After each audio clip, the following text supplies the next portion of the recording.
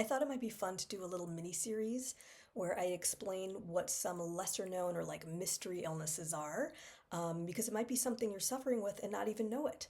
But first, hi, I'm Jenny. I overcame years of debilitating chronic illness, and now I coach women back to chronic wellness. So let's start with one that is very near and dear to my heart: interstitial cystitis.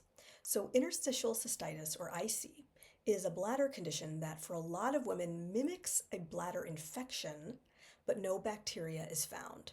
So, it can feel like pain or pressure or swelling in your bladder or pelvic area, frequent and or a constant need to pee, pain during sex, and it can also often feel just like way worse when your bladder is full. So for me, I've actually always had frequency and urgency, like as long as I can remember. I still won't go any place that doesn't have easily accessible bathrooms, like music festivals, marches, won't do it, can't do it. But that awful dull ache that mimics a bladder infection, that was one of the primary symptoms that set off like my big healing crisis in March of 2020. And I absolutely panicked when I found out that there isn't that it wasn't in fact a bladder infection that could be treated with an antibiotic, and that there is no cure for this condition.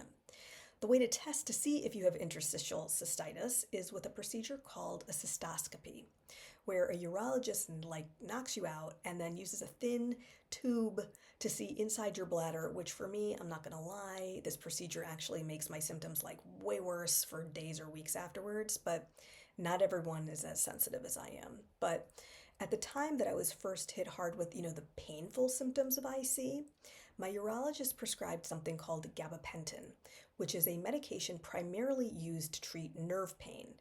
But I'm going to be honest and say I'm not entirely sure how much it helped, if at all. But there are other therapies you can try, none of them great, including something called hydrodistension, which is when they fill your bladder with fluid and try to stretch it out. For me, I knew there was no way I could tolerate that, so I didn't do it. But here's what did help me, or at the very least eliminated the pain, the swelling, the infection sensation, and it was two things. And I've talked about them both before. The first is the medical medium. I did his food protocol pretty religiously for 18 months.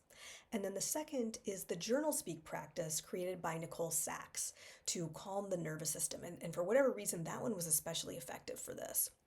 So to this day, of all the many health conditions and autoimmune issues I have suffered with, and suffered with when I was at my sickest, IC and chronic fatigue are really the only two that I'm still working through. But for me, as long as I'm not in pain, I can handle having to pee all the time. Like, I'm used to it. And I know that at some point I'm going to overcome that too.